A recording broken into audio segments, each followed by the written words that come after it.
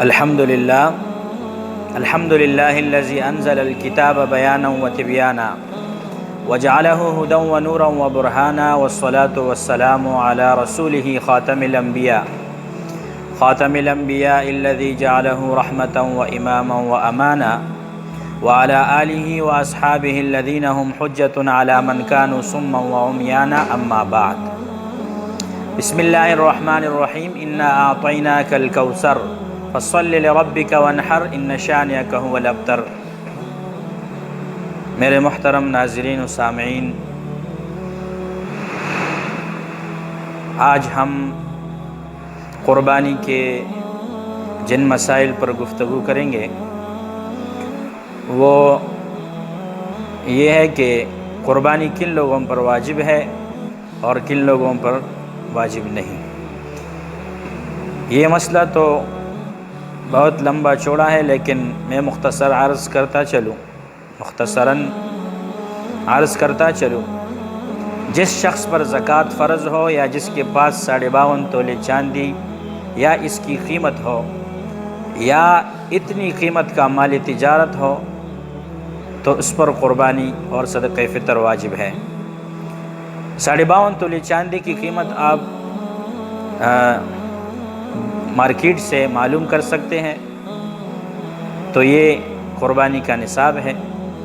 جو آدمی مالک نصاب ہو، صاحب نصاب ہو، تو اس پر قربانی بھی واجب ہے اور صدقہ فطر بھی واجب ہے۔ دلیل اس پر یہ ہے کہ کتابوں میں لکھا ہے ذبح حیوان مخصوص بنیت القربۃ فی وقت مخصوص، اور شرائط میں وہ لکھتے ہیں الاسلام والیسار الذی یتعلق بہ صدقۃ الفطر، یعنی شرائط میں یہ ہے کہ مالداری، جیسے حدیث میں بھی آیا ہے من وجد ساعۃ فلم یضحی فلا یقربن مصلانا۔ آقا مدنی کریم صلی اللہ علیہ وسلم فرماتے ہیں کہ جو آدمی وسعت کا مالک ہو اور وہ پھر بھی قربانی نہ کرے مالداری کے باوجود، تو وہ ہماری عیدگاہ کی طرف نہ آئے، یعنی نماز پڑھنے نہ آئے۔ دوسرا مسئلہ یہ ہے اگر کسی شخص کے پاس ضرورت سے زائد کپڑے، موبائل یا ضرورت سے زائد برتن، ٹیپ ریکارڈ، ٹیلی ویژن، VCR اور اسی طرح بچوں کے کھلونے اور چیزیں جن کی مالیت نصاب کے برابر ہو۔ نصاب کی بات جب بھی آئے گی تو آپ 52.5 تولے چاندی کی قیمت اپنے ذہن میں رکھیں، اس پر بھی قربانی واجب ہوگی۔ دلیل وہی حدیث دلیل ہے اس پہ، اور فصل لربک وانحر قرآن کی آیت اس پر دلیل ہے۔ تیسرا مسئلہ، اگر کاشتکار زمیندار کے پاس ہل چلانے اور دوسری ضرورت کے علاوہ اتنے جارون ان کے پاس موجود ہیں کہ ان کی قیمت نصاب کے برابر ہو یا اس سے زیادہ ہو تو بھی قربانی واجب ہوگی، اور اگر ایسا نہیں تو قربانی واجب نہیں ہوگی۔ یہ مسئلہ قربانی کا انسائکلوپیڈیا صفحہ نمبر 133 پر لکھا ہوا ہے۔ اسی طرح فتاوی ہندیہ میں ہے وَالزُّرَّاعُ بِثَوْرَيْنِ وَآلَةِ الْفَدَانِ لَيْسَ بِغَنِيٍّ وَبِبَقَرَةٍ وَاحِدَةٍ غَنِيٌّ وَبِثَلَاثِ سَيْرَانٍ إِذَا سَاوَى أَحَدُهُمَا 200 درہم۔ وہ فرماتے ہیں کہ اگر کسی کے پاس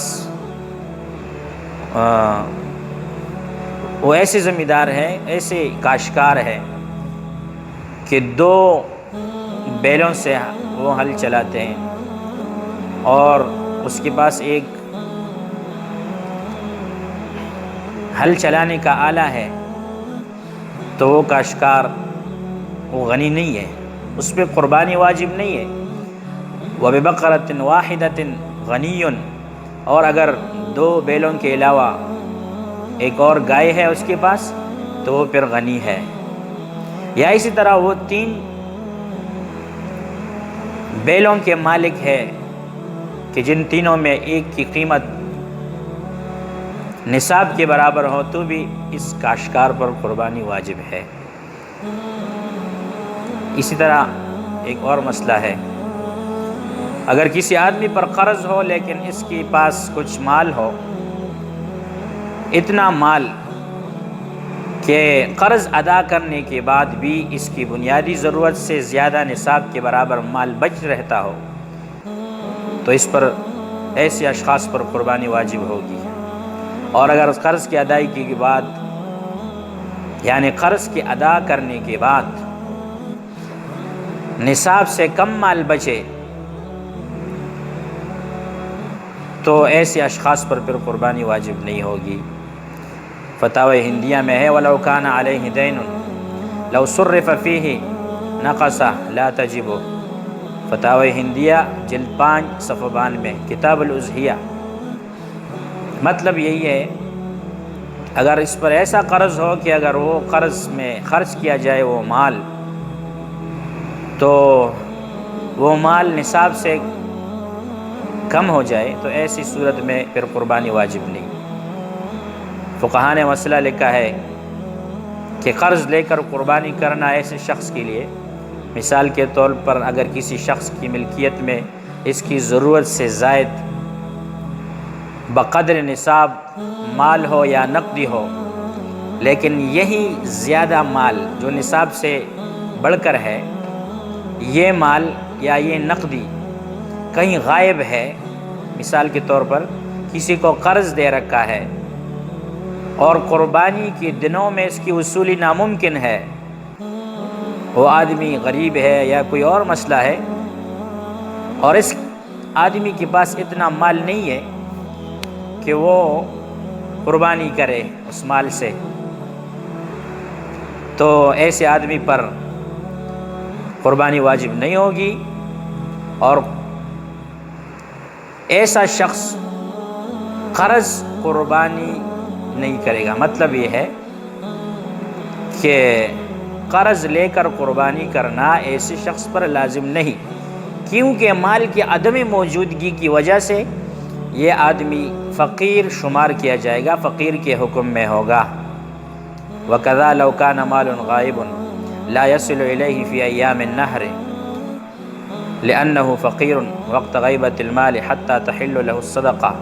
یہ عبارت فتاوی ہندیہ کا ہے، جلد 5 صفحہ 292 میں وہ فرماتے ہیں کہ مال کی غائب ہونے کی وجہ سے اور وصولی کی عدم امکان کی وجہ سے یہ آدمی فقیر شمار ہوگا، فقیر کے حکم میں ہے، یہ قربانی نہیں کرے گا۔ باقی رہی بات زکوٰۃ کی تو زکوٰۃ ادا کرے گا، کیونکہ زکوٰۃ کی ادائیگی کا وقت جو ہے وہ پورا سال ہے، اور سال کے اندر ایک آدمی کو قرض کا وصول کرنا ممکن ہوتا ہے، بخلاف قربانی کے دنوں میں، چونکہ قربانی کے دن 3 ایام ہے، وقت مختصر ہے، اسی وجہ سے یہ مسئلہ فقہاء نے لکھا ہے۔ اللہ تعالی ہمیں اپنے دین کی سمجھنے کی اور اس پر عمل کرنے کی توفیق عطا فرمائے۔ وآخر دعوانا ان الحمد للہ رب العالمین برحمتک یا ارحم الراحمین۔